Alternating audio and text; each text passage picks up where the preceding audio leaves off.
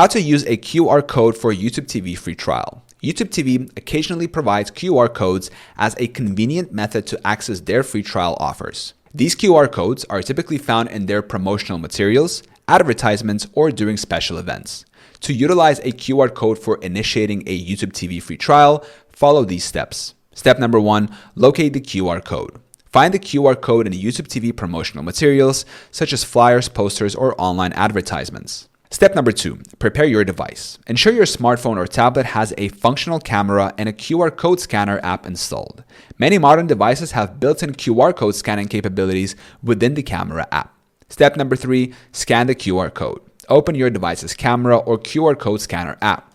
Point the camera steadily at the QR code until it is recognized. A notification or link should appear on your screen. Step number 4, access the YouTube TV free trial page. Tap the notification or link generated from the QR code scan. This action will direct you to the YouTube TV free trial sign-up page. Step number 5, sign up for the free trial. On the sign-up page, click on the Try It Free button. Sign in with your existing Google account or create a new one if necessary.